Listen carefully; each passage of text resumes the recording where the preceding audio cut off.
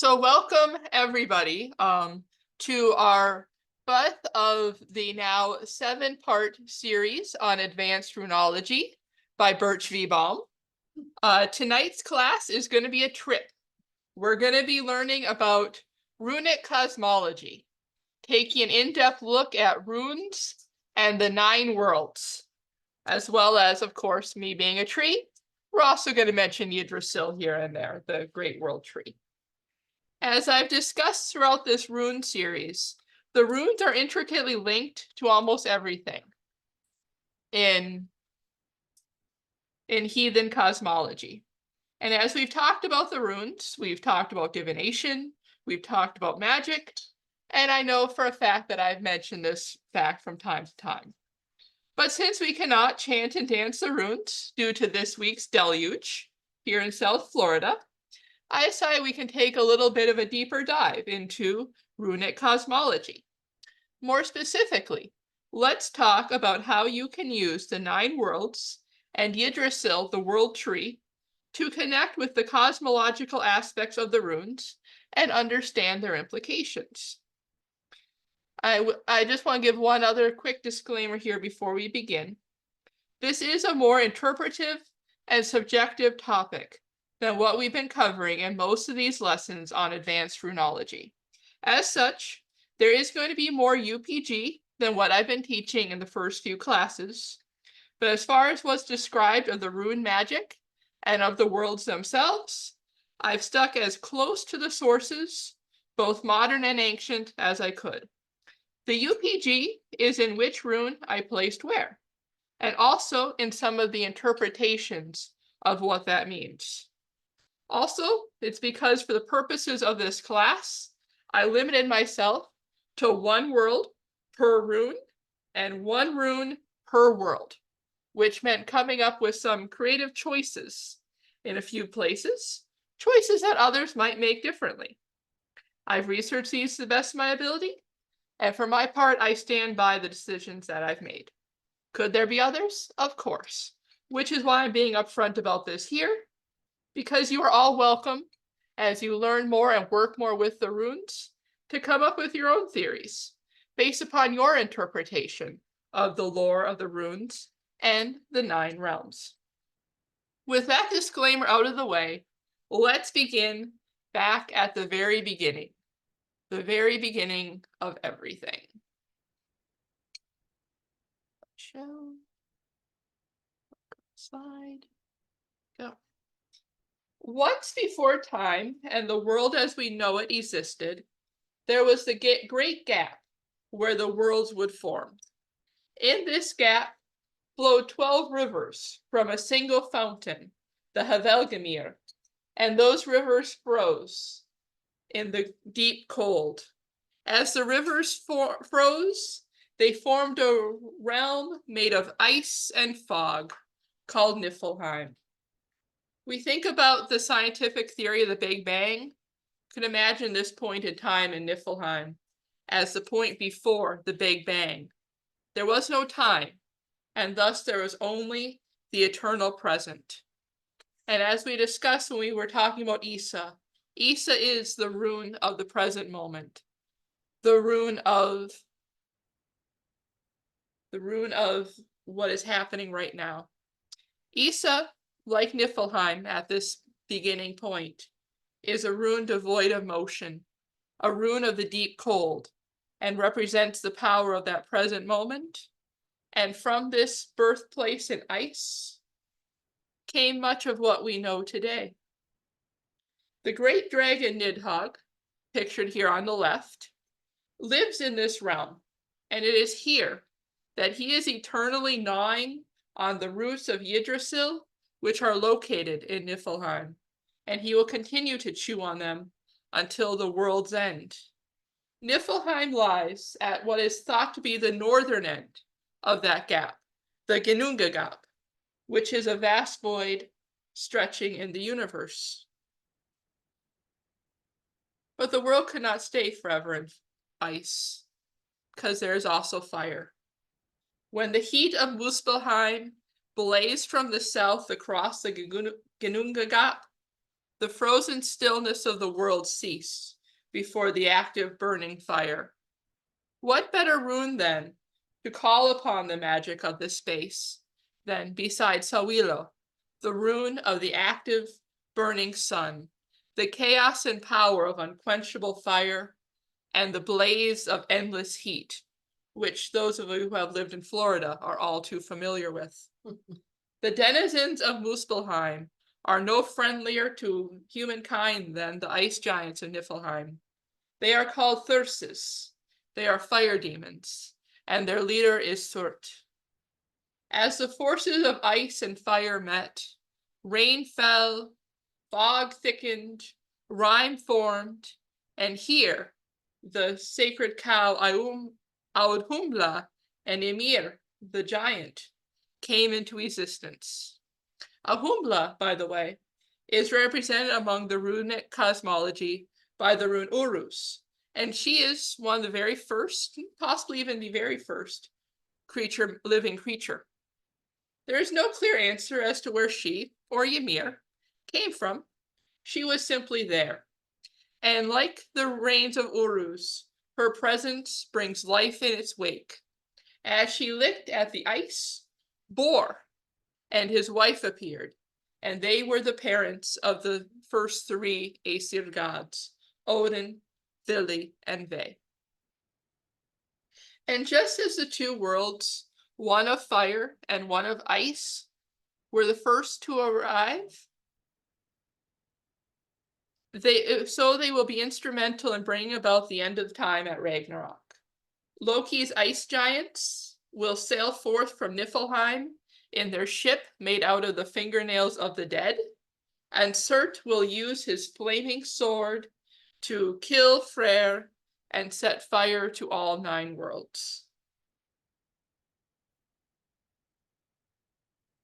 Yggdrasil is the third primeval entity, alongside Aumbla and Ymir, which simply seems to exist at the very beginning of everything. It is the world tree, the axis mundi on which all 9 worlds rest. Its rune is Aiwaz, and Aiwaz's shape even mirrors the sacred tree which forms the backbone of the heathen universe. One root, in Asgard, is the home of the Norns and their well, from which Odin pulled up the runes. A second is in Jotunheim, where Mimir has his well, where Odin traded his eye for wisdom, and the third is in Niflheim, where the foggy, frozen power of Nidhogg is eternally devouring it, a reminder that nothing can last forever. Thus, when you work with Aiwaz, you are working with the power of a tree that is linked to the entire cosmology, that contains the seeds of life and death, and it predates even the known universe. All things, life, death, runes, fate, chaos, order, everything that is, that will be, that was, they're all there on Yggdrasil, the axis mundi, accessible through the power of the rune Aiwaz. Let's come a little closer to home now. Midgard, the middle ground, is the earth where we live. It was born in the Ginnungagap, where once Ymir and Aumbla lived. When Odin, Vili, and Ve, the sons of Bor, whom Aumbla licked out of the ice, when they slew Ymir, the giant picture there on the left, they built Midgard out of his body. So if you imagine Midgard then, our world is very much the product of sacrifice. At its very beginnings, it is the sacrifice of Ymir to make this world out of what was once the void of nothingness, the gap. There's no more powerful rune to imagine such a sacrifice than Jera. Jera is literally the rune of the earth, named for the earth. It's not just about her passing seasons, the years that form as she spins around the sun, but also the crops which we grow on her green skin, that we raise from seeds, that are watered by the rain, that are blessed by our hopes and our desires, and then cut down to bring life where otherwise there would be nothing. Because whether plant or animal, there can be no life without first a death. And this exchange, this concept of sacrifice, is at the very heart of Jera's power, that you cannot gain without losing, but sometimes you do gain more than what you have lost. How is that any different from what happened to Ymir, who was fed from the milk of his cow Ahumla, symbolic of the rains of Uruz, but then he was harvested by the gods to bring life into the void. Once again, we see the power of life, death, and life again, a great circle which is ever dancing and changing from one season to the next. This is one of the great mysteries of earth magic, and it is also the magic of Jera, her rune.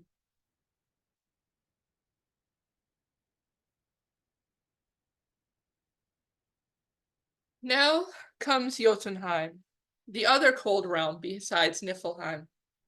Jotunheim is the land of the frost giants, the scene of many adventures, particularly those of Thor.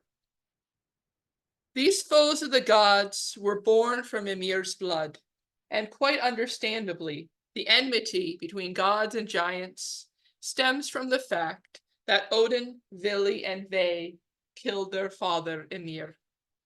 Isa is often associated with Jotunheim because of the ice giants and because of the unyielding cold of this realm. But since I've already assigned Isa to Niflheim, under my rules I had to come up with another rune. And there was none that seemed to fit better than Nauthiz. Because when you consider the dynamic between the gods and the giants, and its results, and everything that came of it, Nauthiz is a prime example of what we can learn from these stories. Even though, yes, I know, it is a rune of fire. Why would I place a rune of fire in a realm of ice? Because the type of fire that Nauthiz represents is a need fire. It is a rune of necessity, of invention, of desperation that produces miracles. Throughout the stories, the interactions that the gods have with the giants, their fears of what they represent, the dangers that they pose, lead to some of the greatest successes that the gods enjoy within these stories. Think about, for example, when the massive wall was built around Asgard to keep it safe from incursions by the frost giants, even though, yes, it was built by a giant. But it was done, and it was successful for the most part. Also, think about how we have Thor's hammer, Mjolnir, and how that is one of the, to this day, one of the most powerful and precious symbols of our heathen faith. And when you think about the runes that we've been learning about, Odin discovered them on a quest to gain more knowledge. And why did he want to gain all this knowledge? Because he knew that Ragnarok was coming. And he knew that every scrap of knowledge, every warrior he gathered to Valhalla, everything was going to be needed at the end of times. So considered in that light, what better symbol could there be than the need fire of Nauthiz? It is a representation of what it takes to deal with danger and chaos in our daily lives. Chaos is the opponent of order within heathen cosmology. Order is the gods, chaos is the Jotuns. And when chaos threatens order, gnawing away at it, it is necessary for order to find its place as well. And speaking of taking measures to deal with Jotuns and the danger that they pose, one cannot ignore the valuable contributions of the Svartalfs of Svartalfheim, who are also known as the dwarfs, or the dark elves of Norse mythology. Now, dark here does not necessarily refer to a skin color, but rather from a combination of two possible sources. One is the fact that the dwarves, or the dark elves, are associated with the deep places below ground, the literal darkness of mines, caves, caverns, and the like, where they delve for precious materials. It's also referring to the inevitable soot and ash, which falls on the blacksmiths of Svartalfheim as they work in the forges to build their marvelous creations. And after they delve into the hidden places of Svartalfheim, seeking hidden gems and materials, they then forge these materials into such marvels within their forges.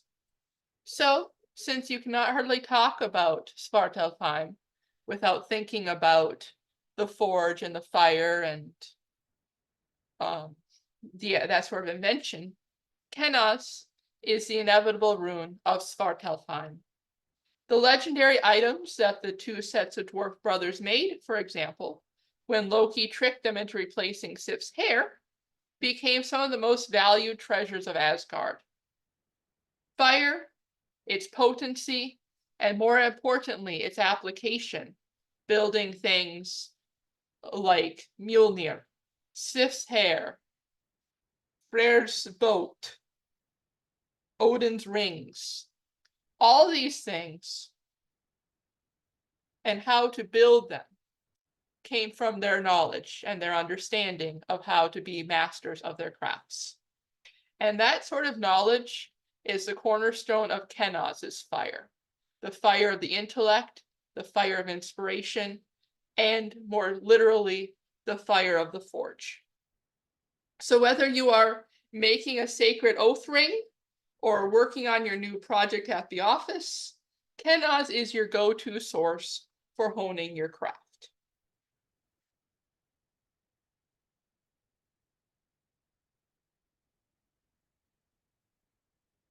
Traditionally set against Svartalfheim is Lightelfheim, the realm of the Light Elves.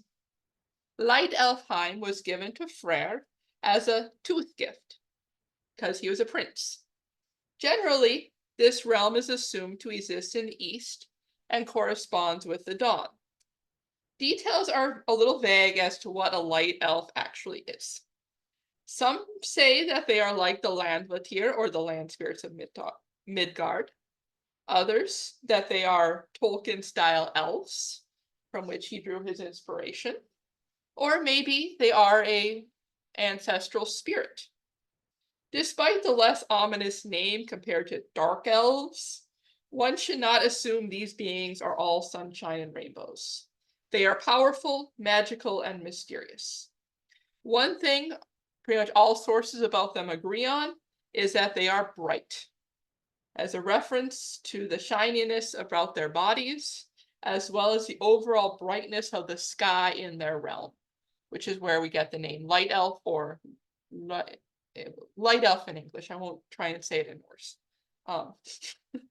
Old Norse. So what else could we possibly place here besides Dagas? Dagas is the rune of the day. As a rune of the day, it represents not only the light of day, the light of in the sky. I have here a picture of the northern lights. It's the air itself. It is the interplay of light and air and color within the sky. It is dawn, it is dusk. It is all the times when the light dances and changes, and it is the brightness of that day. It is the hope of every new dawn and the quiet peace of every sunset. Okay, and next up, we have Vanaheim, the realm of the Vanir gods. Now, one big question that a lot of people ask is, why are some gods called Vanir and some gods called Aesir?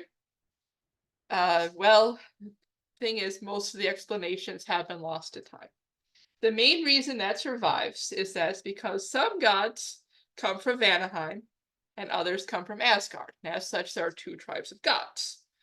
And as for what that would have meant on a practical level for your average Northman 2,000 or 3,000 years ago has never really been written down. But it appears, from what we do know, that the gods of the Vanir tribe were more centered around agriculture and the land. But unfortunately, we only have names and descriptions and details about a few of them that survive. Most of the rest of the Vanir pantheon is a matter of conjecture and uncertainty at this point.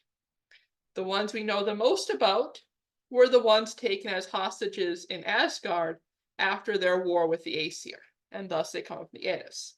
Specifically, of course, we'd be talking about Freyr, the male god of the earth, of agriculture and green and growing things. His father Njord, who is a sea god. So again, you have, and then his sister Freya, who is the goddess of Scyther, witchcraft, magic, but also love and sexual potency, and very much an Aphrodite type figure at times. That she definitely knows she's beautiful, and she's not afraid to act upon that beauty. So, since it's likely that the Vanir were, to some extent, an agricultural set of gods, or at least earth or fertility-based deities with power over nature, the seasons, and local hotspots of power, the rune we'll examine here is Ingus. Ingus is Freyr's rune.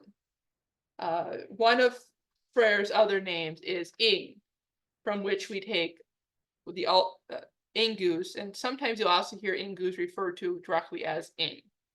It's because, again, it's Freyr, so it's taken from his name.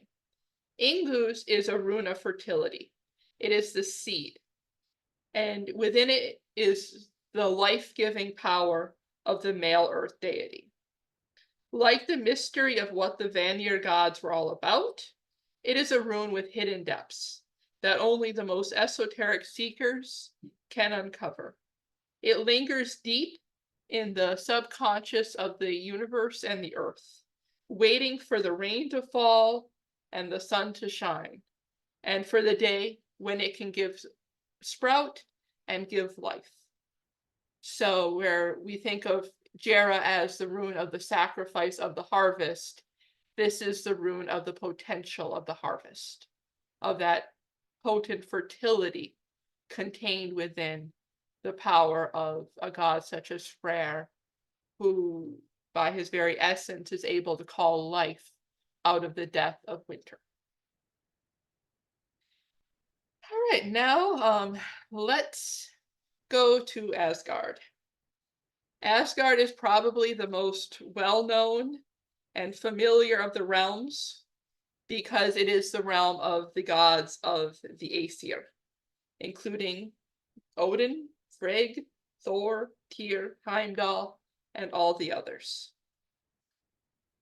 Midgard is usually described as being somewhere below Asgard on the world tree, and Asgard is considered to be somewhere above Midgard.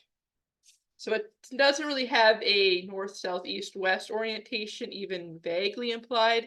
It's somewhere above us, like beyond the sky, or as Marvel would have it, a different solar system. Asgard can be reached from the other worlds via the Bifrost, the Rainbow Bridge, which is guarded by Heimdall, the Shining One. There's no getting past Heimdall because his eyes are keen enough to see even the wool growing on a sheep or watch the grass growing. So he is the guardian of the Bifrost Bridge. Several runes could be applied here, including those that are, directly associated with some of the deities of Asgard. For instance, the way that you often would say Wunjo and Ansus are runes of Odin, or Manaz is a rune of Heimdall. But if we're thinking about Asgard itself, Asgard as the realm associated with the Aesir gods, all right, you don't want to think about the gods as individuals here, but you want to think about the relationship between Midgard and Asgard, between what is below and between what is above. And in that light, I think Gabo is the best choice to place here. Gabo is the rune of exchange. And when you look at pretty much all the lore and all the sources and how it says to interact and relate with the gods, the concept of exchange, of bargaining, of offering sacrifice and praise in exchange for help and aid is at the very core of the relationship between the human and the divine in heathenry, Asatru, and other Norse religions of the modern and the ancient day. And of course, when we talk about things like the bloats that happen, the bloat is where the human offers a sacrifice. Back in the day, it was usually a blood sacrifice. In the modern context, you're more likely to maybe burn something in the fire or offer up energy and magic and intention in sacrifice. And in return for this, the gods offer their favor and protection. And this give and take is an essential part of the cosmic order which the gods maintain and uphold across the entire cosmos. With the magic of Gabo, it becomes an even exchange. Gabo is all about that, every bargain you make, every offering you make, you should give as much as you are willing to take. That if your bargain is imbalanced, it's going to create problems down the line. So with Gabo and Gabo's magic, you're ensuring that there's an equality, at least within the exchange, if not in the power dynamic of those who are participating. Because whether, you're negotiating with your boss or negotiating with the gods, the power dynamic might be different. But ideally, the exchange itself will be beneficial and agreeable to both sides as a compromise.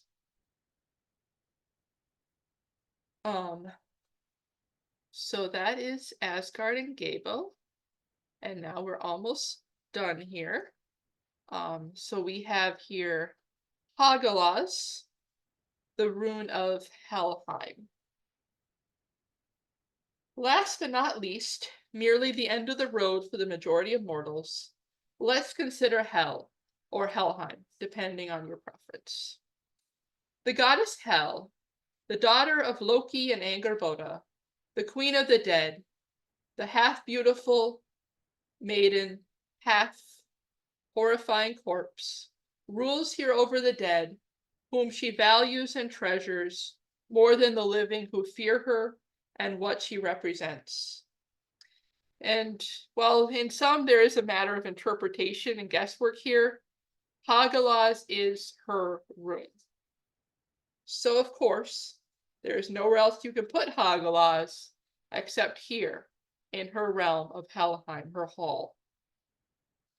Hagalaz is the 9th rune. It is, by that positioning, a rune of incredible power. It contains the ultimate potential, and by containing that ultimate potential, it also carries within it potential of our death and the memories of those who have passed on before within its energy. Hagalaz, Hel, and Niflheim are all closely linked together, both magically and otherwise.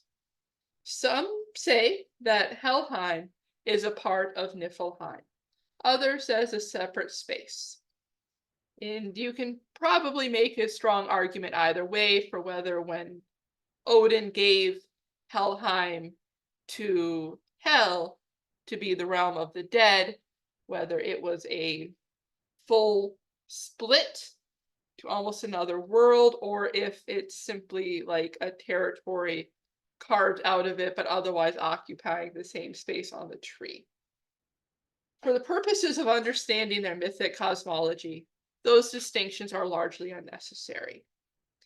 Hagalaz, one of its primary meanings is hailstone. Hail is ice combined with air, frozen and driving down on your head or your roof and making a horrible thunking sound. Niflheim, if you recall, is also represented by ice, and its rune is Isa. Both Helheim and Niflheim are well known for being cold, misty, and foggy. Whatever else we may think about the past, you have to admit that oftentimes the past is foggy. You know, human memory is not nearly as sharp and attuned as we want to think it is. There's always a little bit of mistiness around the edges. And the further back the thing is that we're trying to remember, the more mistier and uncertain those memories become. That's why you can have 10 people sitting in a room together, and the next day you ask them what happened, and you're going to get 10 different descriptions of what was going on, even if you had 10 witnesses to the same event. So that fogginess and memory is very much an aspect of Helheim and Hagalaz, because think about it. There's the line in the Havamal that is very famous, and I wrote it down, but I'm not actually going to try to read it in the Old Norse. What it means roughly is, cattle die, kinsmen die, you yourself will die, yet the famed one never dies. What we remember of a person is what lives on in our memories long after they depart the mortal world. In other words, when a person dies, their memories are committed in our heads to a realm of fog and mistiness that gets blurrier with the passage of time. And thus, on a metaphysical level, when the dead are in Helheim, they are likewise growing mistier and foggier. And yet there, at least, they live on forever in her realm as her dead, even after they may be long forgotten by anyone who is still living on the earth.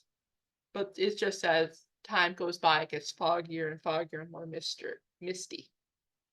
And so in this way, both Helheim and Hagalaz, by containing memory, our subconscious, they are able to hold that power and protection for our beloved dead.